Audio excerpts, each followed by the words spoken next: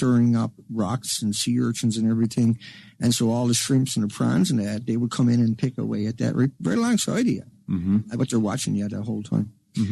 So anyway, there was 800 of them went to the freshwater lake way inland, and they starved to death. They were dead. They had starved to death also. So the 200,000 on the coastline couldn't find anything in the ocean. They died on shore, washed up most likely. But normally they would come ashore and eat the 600 algae or the 6,500 invertebrates without the backbones, like little shrimps, or they would have ate the other 5,000 plus species on the shoreline. But they didn't. And so they could have come ashore and eat, say, all the insects in the tree line. For people who are not familiar, there'd be thousands of species in the tree lines. That didn't happen because it wasn't there. They went past all that, went way inland to an inland lake, and they starved in the lake because there was nothing in the lake. There's nothing in the lake because all the glaciers disappeared last year. And so the glaciers are 1,000 to 5,000 year old.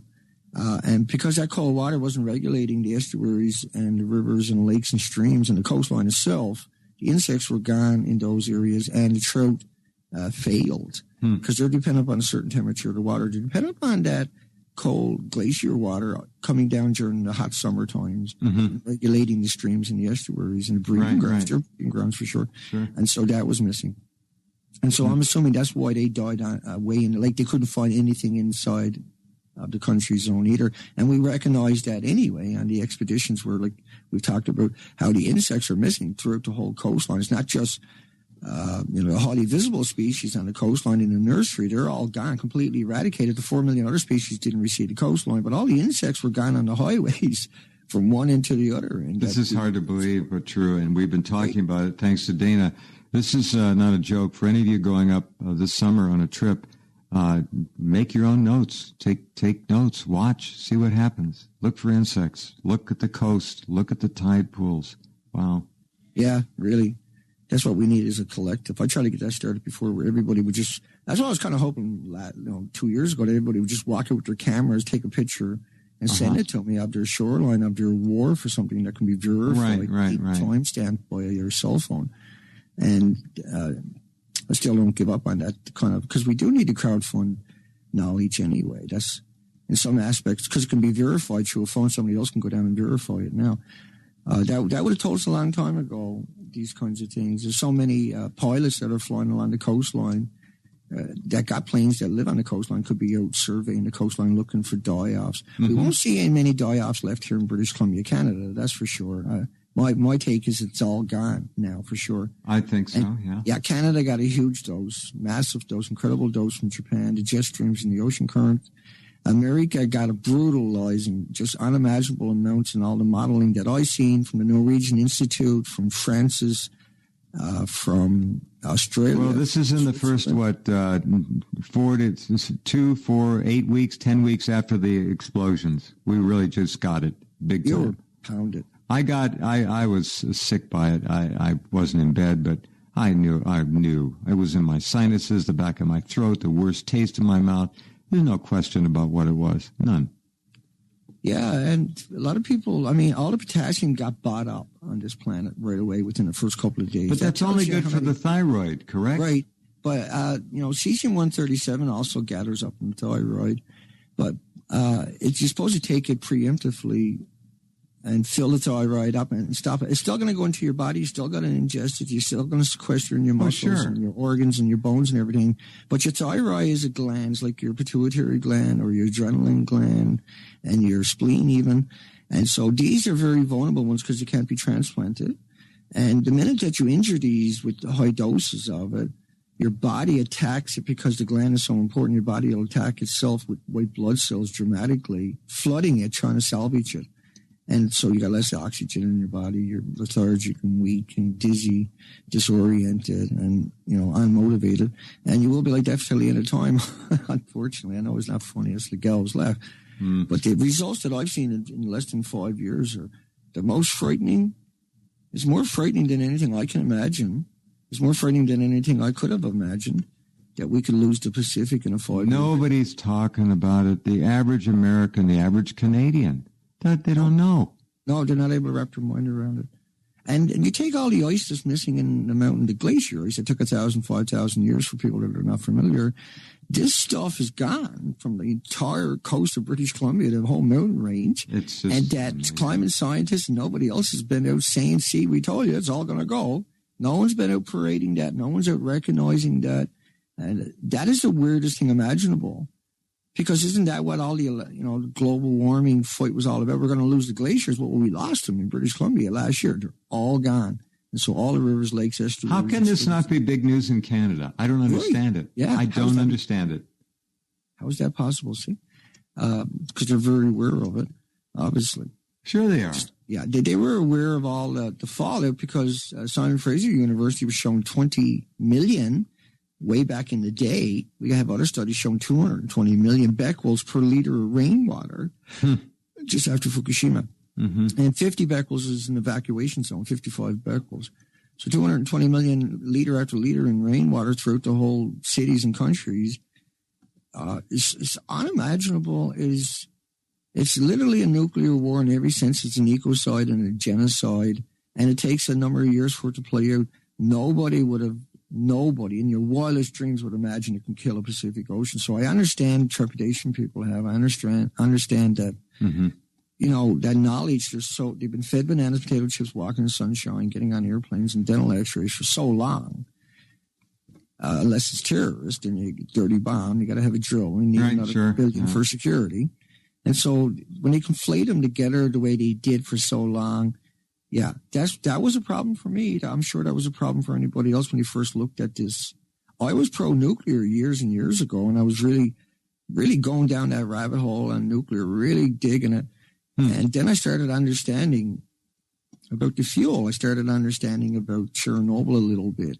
Not much, but a little bit. And so I started going down that rabbit hole. And as I went down that rabbit hole, it hasn't stopped. 9 years later, it still hasn't stopped. Right. And I'm just horrified that I bought into it, that I perpetrated it out there, that it was like a banana. I didn't know any better. I took their words for it. I Not thought your they fault. were academics. No, not your fault. No. And so it's hard to blame people when you come from that history, right? It's hard to point fingers and say, ha, And so I try to find a medium way of doing it. And that's just hard to do when people don't want to hear it anyway, right? Well, you're dealing with a very uncooperative audience, and that's because you're threatening them and they don't want to hear it. Hold on. Back with Dana in just a few minutes, folks. Hold on.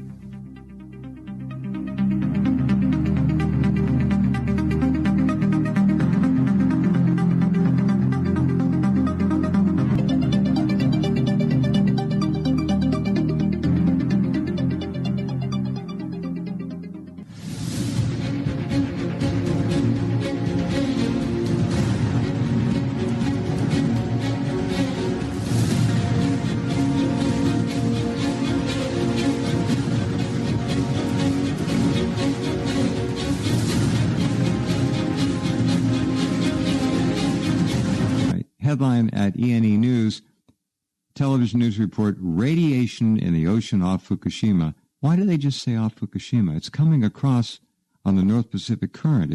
It's off the West Coast, too. It's the same thing. Radiation in the ocean, maybe a little more concentrated there, but off Fukushima at highest level in years. That means it's coming over here. Out of control leakage. This will be the story for the rest of our lives. Coming from the plant. Big spikes in radioactivity, and the quotes, surprising, concerning, and crisis, end quote. Thousands of tons of contaminated liquid being released, probably every day. The Japan government is covering it all up. We're turning the Pacific Ocean into a sterilized graveyard, a radioactive pool of water with no viable life in it. And that's extending onto the land. And we'll get more and more research on this as time goes by from people like Dana who are out there doing the work. Are you hearing from any scientists who are on the QT talking to you and saying, hey, wait a minute, it's really bad, Dana, you're right. We just can't talk about it. Is anybody saying that to you? Nobody brink and rink. They're scared. Yeah. I got a headline from August 19th, 2000. 13, Pacific herring in Canada, bleeding from the eyeballs, faces, fins, I saw tails. the pictures. Oh, yeah, I remember. Yeah, so that picture you got up on there with rainbow trout, this happened again, was reported to the government just after Fukushima, this had happened. And so the disposition came over in 3 days and fell out all along the way. Then throughout the whole country was an invisible snowstorm right across the entire ocean, right across the continent, right across the Atlantic. By 40 days, it was right around the planet. And then every 40 days, it continued to go around the planet. And so, like you were talking about earlier, how the media says it's just here or just there. I mean, the media reported it was just a plume and it mostly went offshore. Plumes never stopped coming out of there, folks. And that iodine with an 8-day half-life is still being found, which basically is saying there's a chain reaction going on there. And that they reported up on the iodine and the cesium, but the biggest producers of the reactor rods are corium. And corium is just as deadly or deadlier, according to the studies by Dr. Raymond Gilmedy from Loveless Respiratory Research Institute, is just as deadly as plutonium and americium, which is unbelievably scary. That's a millionth bad. of a gram, a millionth of a... bad. Yeah, plutonium, brutal, the deadliest thing, I think, on the planet, isn't it?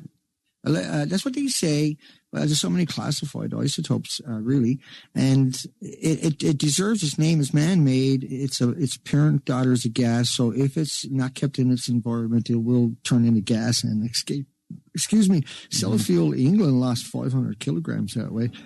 Let's get burping again. Where the storage broke down on it, and this stuff turned into a gas and just vented out, and it was gone for a long time before they knew about it. But they probably knew that. By putting it there, that would happen to them most likely. That's the history of these people. Yeah. And we have tourist laws and waste repositories, allegedly, or waste holding sites, because we recognize through science that this stuff is really bad, really dangerous, and we wouldn't want people to get it and spread it into someone's city because you would contaminate a city.